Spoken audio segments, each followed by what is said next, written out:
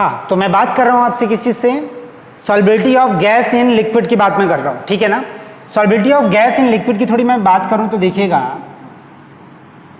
मान के चलिए आपका एक बीकर हो गया, उस बीकर पे आपने पिस्टन लगा रखा है ऐसा, और ये हमने ले लिया लिक्विड, इसके अंदर गैस है, ठीक है। यहाँ से ऊपर से हम प्रेशर लगा रहे हैं, तो जब प्रेशर हम लगाएंगे तो जाहिर सी बात है क्या हो जाएगा, as gases are incompressible piston will go downward,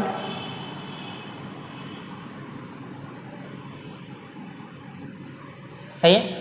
यानी कि हमने जब प्रेशर लगाया ना, इस पे प्रेशर लगाया तो गैस के ऊपर प्रेशर लगा और वो कहाँ गए, लिक्विड के अंदर आए। और आप देखिए कुछ ही गैस अब आपको ऊपर दिख रही है, बाकी किस में आ चुकी है, लिक्विड में आ चुकी है।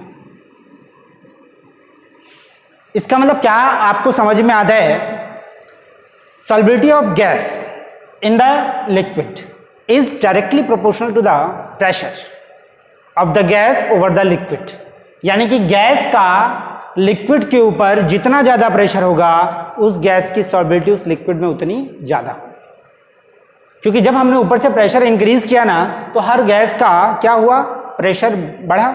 हर गैस का जब प्रेशर बढ़ा ओवर द लिक्विड, तो गैस कहाँ चली गई, लिक्विड के अंदर चली गई। और गैस जब लिक्विड के अंदर चली गई, इसका मतलब गैस लिक्विड में ज़्यादा हो गई, इसका मतलब वही उसका क्या हो गया, सॉल्बिलिटी हो गया। और सॉल्बिलिटी को गैस के केस में हम क्या बोलते हैं, it is the volume of the gas which is dissolve per unit volume of the solvent. Per unit volume of liquid या सॉल्वेंट कहा जाए तो पर यूनिट वॉल्यूम में कितनी गैस डिजॉल्व हो रही है, दैट इज कॉल्ड द क्या, सॉल्बिलिटी ऑफ द गैस। उस गैस की सॉल्बिलिटी कहलाती है, सही है। तो यहीं से अगर मैं बात करूं तो आप कह सकते हैं gas dissolve is directly proportional to the P, pressure के डायरेक्टली प्रोपोर्शनल गैस डिजॉल्व हो गया। इसका मतलब मैं यहां कह सकता हूं equals to K P, constant लगा देता हूं मैं आपसे, Kp हो जाएगा मेरा। अब देखिए क्या हुआ, this is the mass of the gas dissolve, K constant, P is the क्या, प्रेशर। अब मैं इसको खींच के ले चलता हूं एक और कंडीशन पे, वो कंडीशन जो आपको एनसीईआरटी पढ़ाती है। क्या बोलती है एनसीईआरटी, कि वो बोलती है क्या, कि solubility of the gas is directly proportional to the pressure of the gas over the liquid.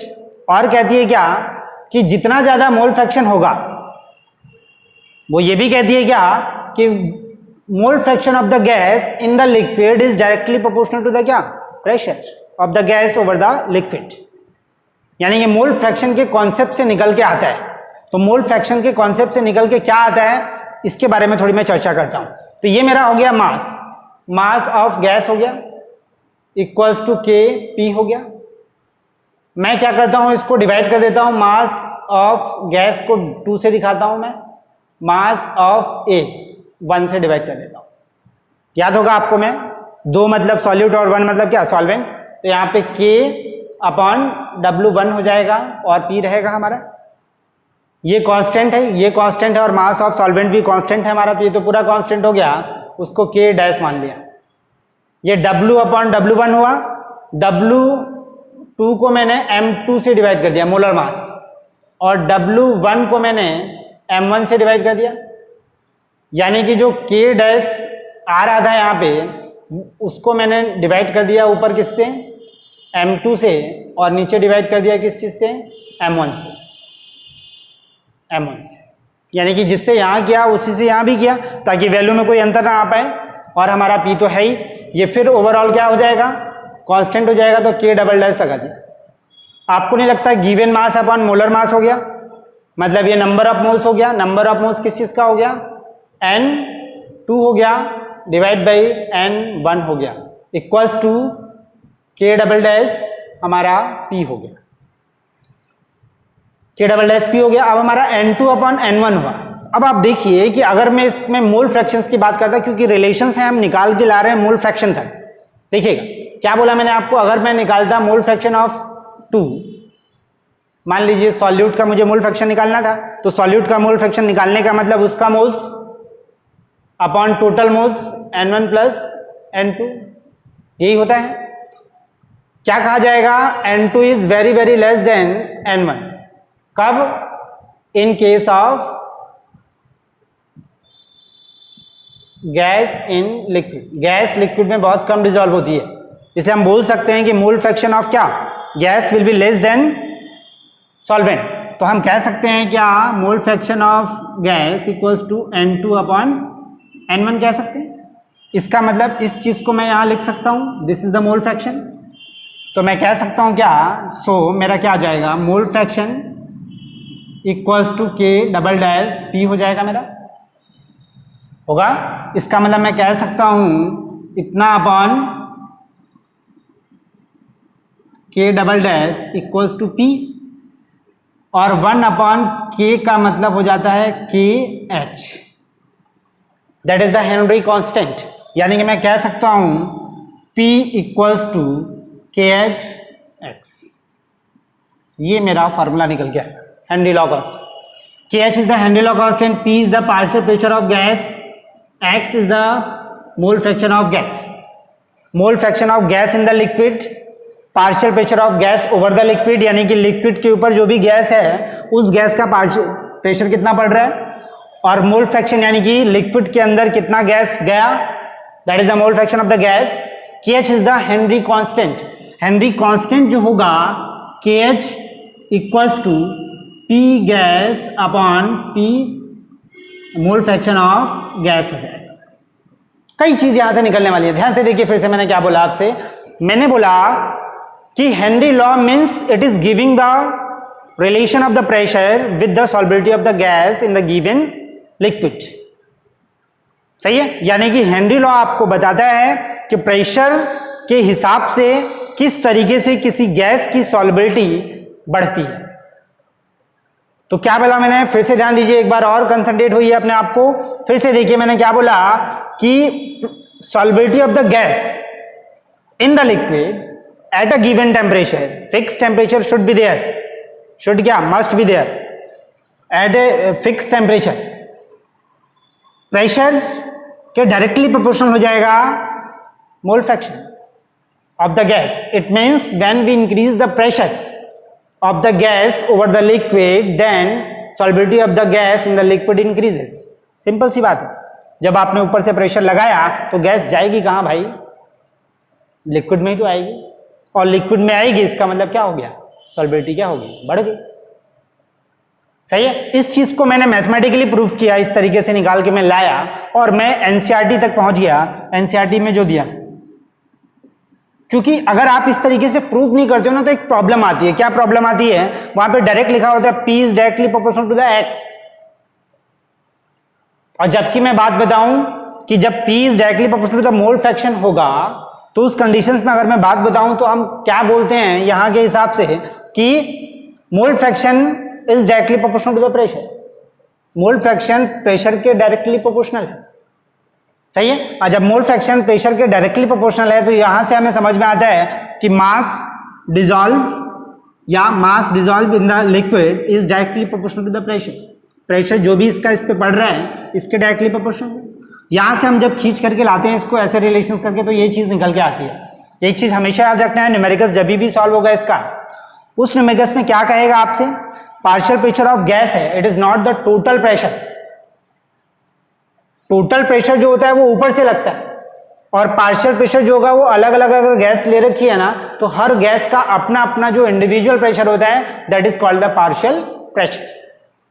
Again I am saying that there are two concept, one concept is of the pressure and the second concept is of the partial pressure. सही है? Total pressure कब निकालते हैं? जब सिर्फ कोई एक चीज दे रखी हो, और जब मिक्सचर ऑफ थिंग्स दे रखा है आपको, यानी कि मिक्सचर ऑफ गैसेस दे रखी हैं किसी बीकर के ऊपर, तो हर गैस का जो अलग अलग अपना अपना प्रेशर होगा individual, that is called the partial pressure of that gas. सही है? इसका मतलब अगर मैं बात करूं यहां पे कोई कंपोनेंट ए है, कोई कंपोनेंट बी है, कोई कंपोनेंट क्या है? सी है, तो मान लीजिए ए गैस, बी गैस, सी गैस।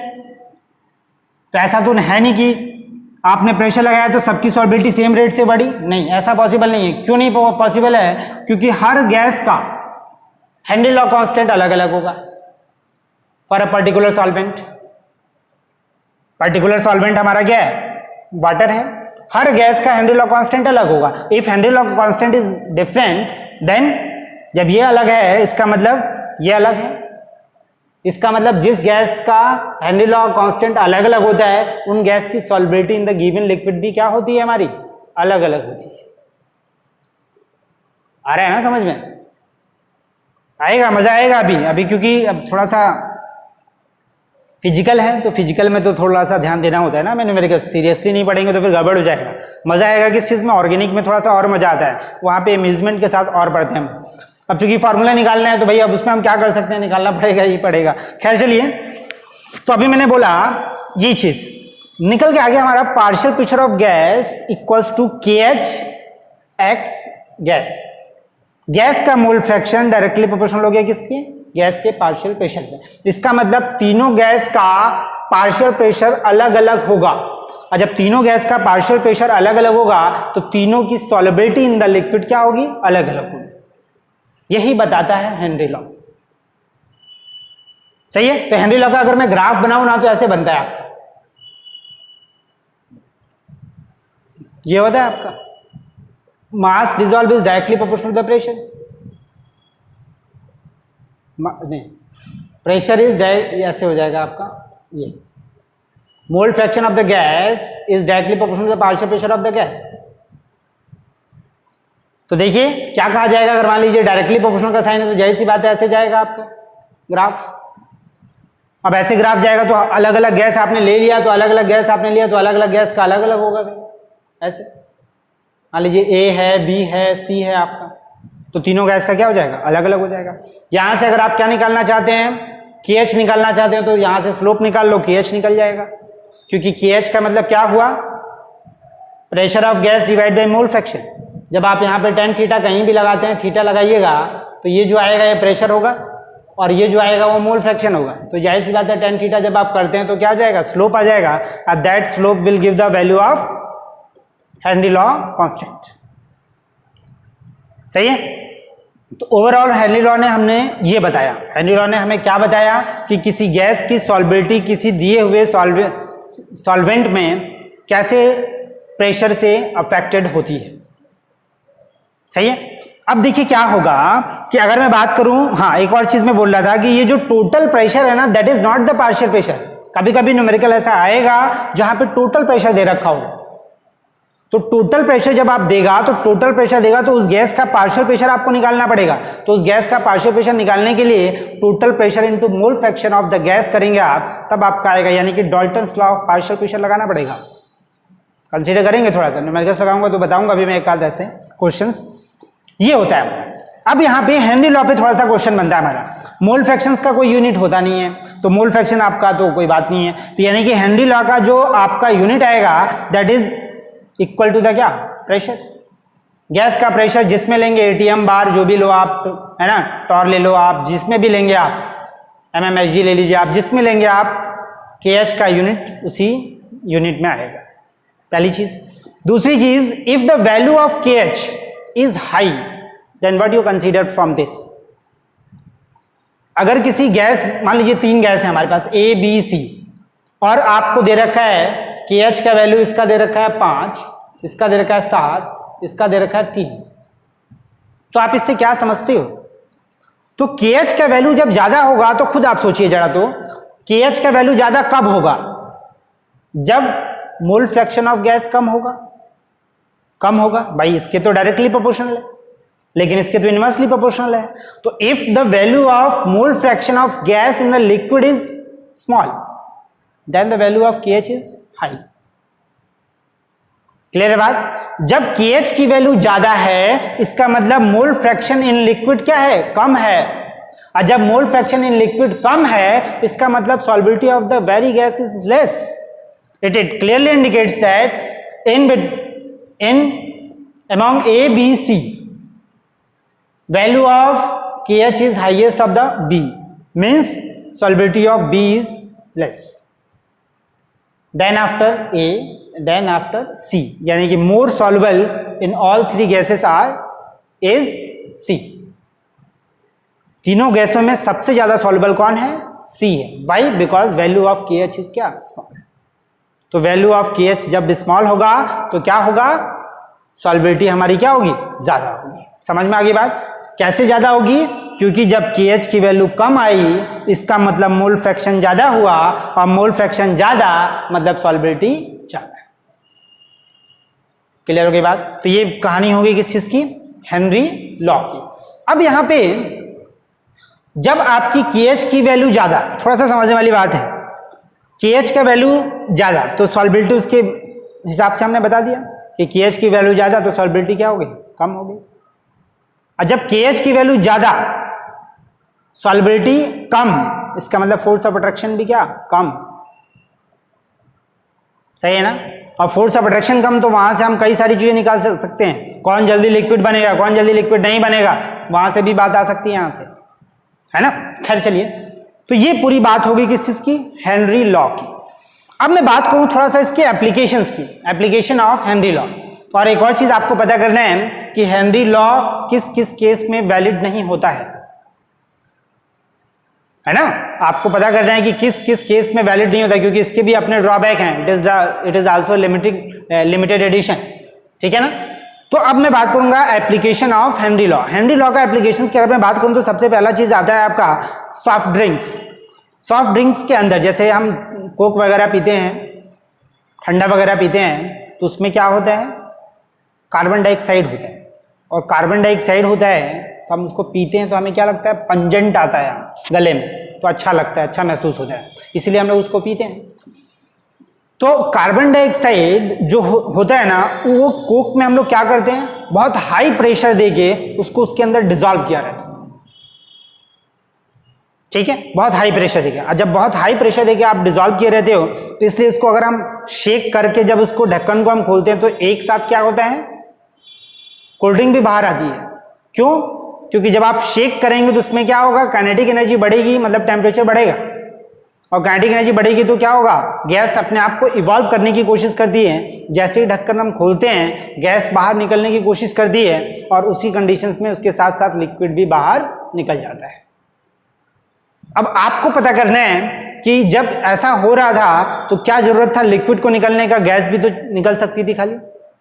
लेकिन कोल्ड ड्रिंक में क्या होता है? गैस के साथ साथ क्या होता है? लिक्विड भी बाहर आता है। ये आप पता कीजिएगा और मुझे बताइएगा, ठीक है? तो ये पहला एप्लीकेशन हो गया।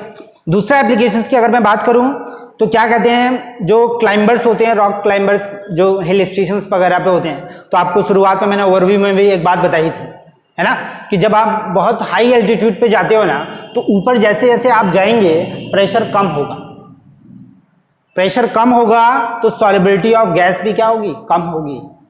और सॉल्युबिलिटी ऑफ गैस जब कम होगी इसका मतलब रिस्पायरेशन बहुत अच्छे तरीके से नहीं हो पाएगा जिस तरीके से नॉर्मल सरफेस पे होता है।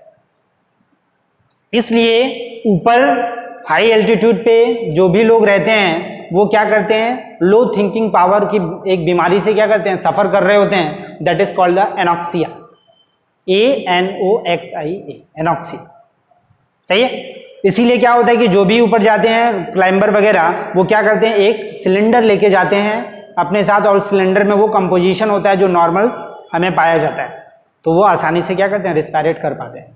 उसी तरीके से अगर आप नीचे जाइए, सी डाइवर्स, गोताखोर जो होते हैं पानी के अंदर जाते हैं, तो वो भी एक सिलेंडर लेके जाते हैं। रीजन बिहाइंड दैट कि अगर आप नीचे जा रहे हो तो जब आप नीचे जाइएगा तो प्रेशर तो बढ़ेगा हमारा, और प्रेशर जब हमारा बढ़ेगा और आप नीचे जा रहे हैं तो जाहिर सी बात है प्रेशर बढ़ रहा है, नीचे जा भी रहे हैं आप, प्रेशर बढ़ भी रहा है, it means it is supporting the solubility.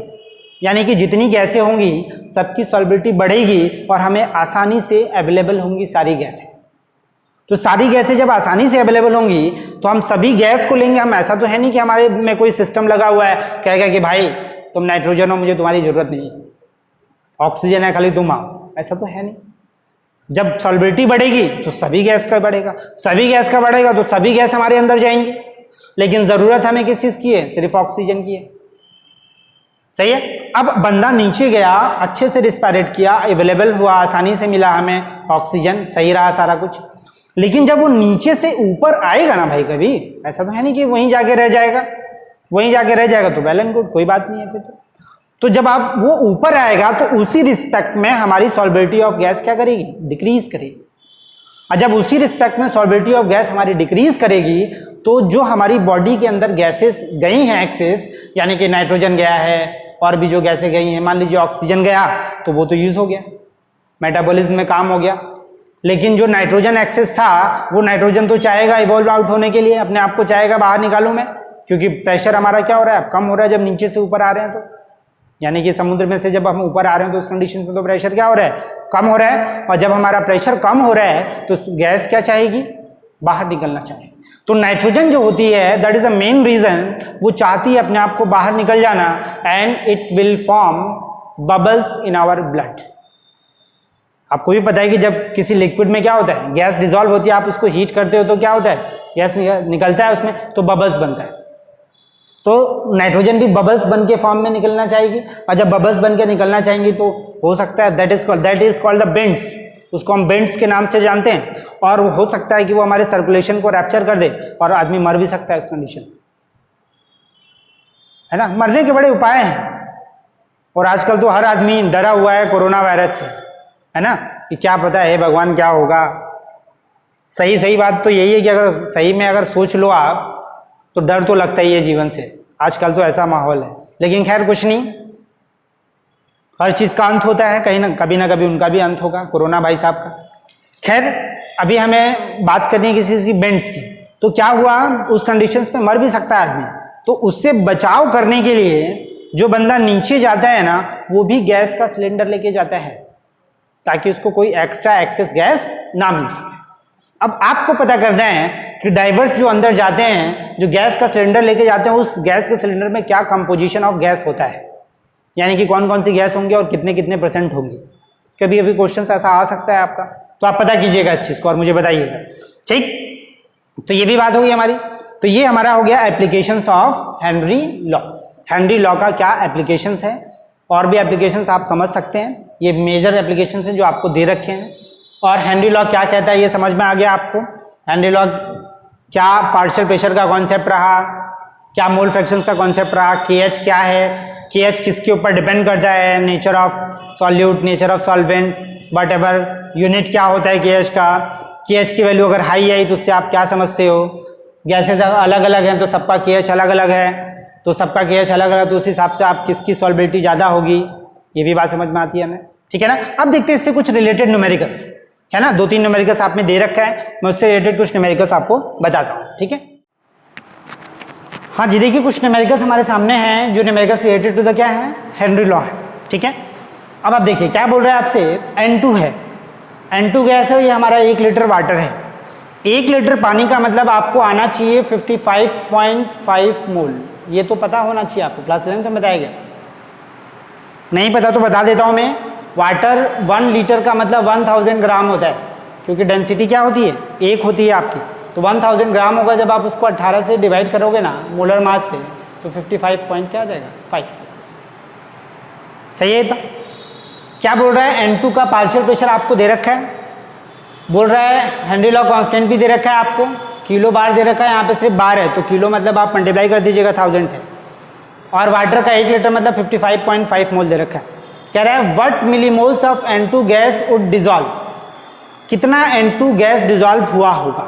तो जब गैस की डिजोल्यूशन की बात आती है तो हमारा सीधे हेनरी लॉ क्या है, हेनरी लॉ क्या बोलता है, P N2 partial pressure of N2 equals to KH N2 और मोल फ्रैक्शन ऑफ N2। तो पार्शियल प्रेशर ऑफ N2 हमें पता ही है, मोल फ्रैक्शन ये पता ही है KH, डिवाइड कर देंगे मोल फ्रैक्शन आ जाएगा।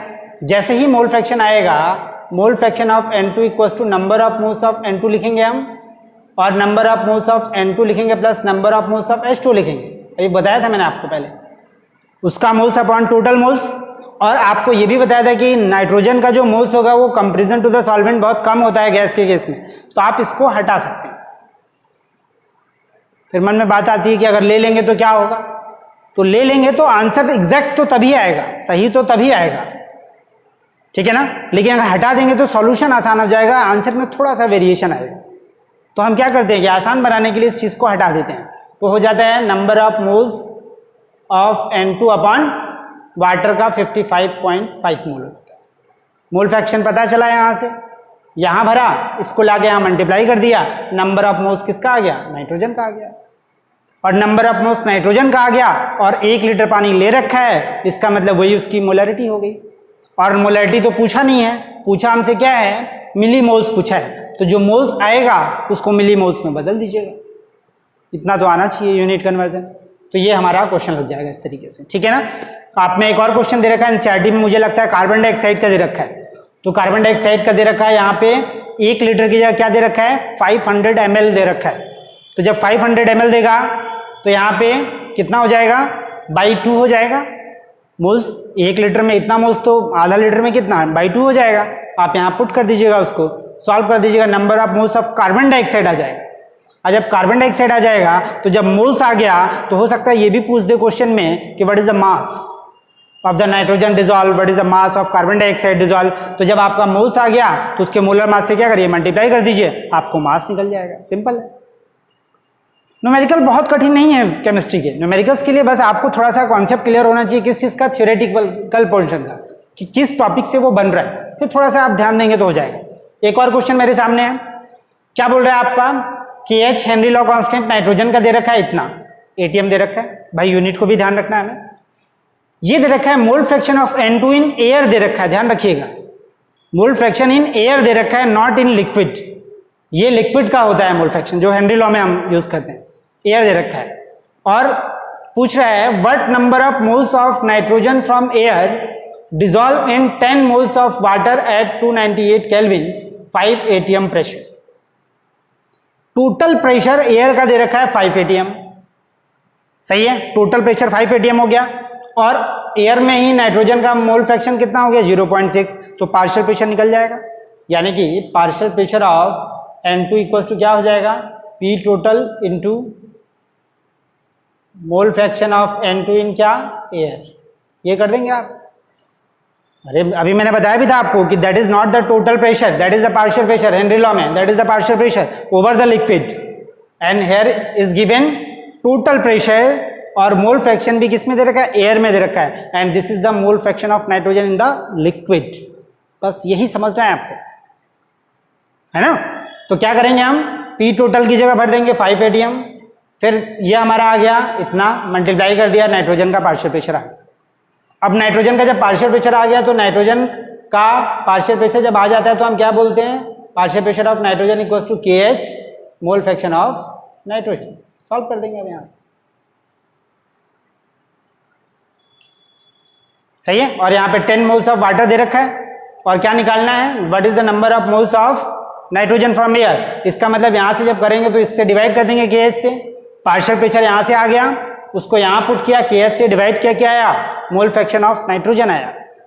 और मोल फ्रैक्शन जब नाइट्रोजन का आ जाएगा तो फिर यही वाली बात आ जाएगी हमारी, mole fraction of nitrogen equals to number of moles of nitrogen upon total moles. और यहाँ पे वाटर दे रखा था 1 लीटर, और यहाँ पे वाटर दे रखा है 10 मोल्स, तो 10 यहाँ भर दीजिएगा, आप इसको हटा दीजिएगा, फिर आप मल्टीप्लाई कर दीजिएगा, मोल्स आ जाएगा, आ गया आंसर। आ रहा है समझ में। चलिए एक और क्वेश्चन मेरे सामने है, KH दे रखा है, KH ऑफ O2 दे रखा है this, partial pressure in air दे रखा है दिस, एयर में पार्शियल प्रेशर दे रखा है, calculate concentration in moles litre. Moles litre में कंसंट्रेशन मतलब मोलैरिटी कह रहा है, पता करो मोलैरिटी, तो नंबर ऑफ मोल्स तो पता ही चल जाएगा। तो पहले नंबर ऑफ मोल्स देख लेते हैं निकाल के, of the dissolve oxygen in water at 25 degree centigrade, ये दे रखा है। तो आपको क्या है, आपका KH दिया, partial pressure in air oxygen का दे रखा है, एयर का ऑक्सीजन का पार्शियल प्रेशर, और 25 डिग्री पे टोटल कितना ATM, कितना होता है आपका 25 डिग्री पे टोटल प्रेशर। तो वहां थोड़ा जानना पड़ेगा आपको, टोटल प्रेशर जो भी होगा यही वाला काम फिर करना है हमें, total pressure into mole fraction से मल्टीप्लाई करेंगे तो क्या आ जाएगा, पार्शियल प्रेशर ऑफ ऑक्सीजन आ जाएगा वहां पे। और जब पार्शियल प्रेशर ऑफ ऑक्सीजन आ जाएगा तो उसके आगे फिर आप ये वाला इक्वेशंस पुट कर दीजिएगा, KH आपको दे रखा है, आपका आसानी से सॉल्व हो जाएगा। और ध्यान रखना है कि 25 डिग्री पे कितना ATM होता है, आपको ये याद रखना है। 25 डिग्री टेम्परेचर जब होता है तो आपका टोटल ATM कितना होता है, टोटल प्रेशर कितना होता है एक्सटर्नल, वही चीज़, क्योंकि एयर का मोल फ्रैक्शन दे रखा है। तो सेम क्वेश्चन है दोनों। यहां आइए, एक क्वेश्चन है, क्या बोल रहा है, KH of oxygen is this, pascal में दे रखा है। KH of nitrogen is this, pascal में ये भी दे रखा है। बोल रहा है क्या, a sample of water at a temperature just above 273 kelvin.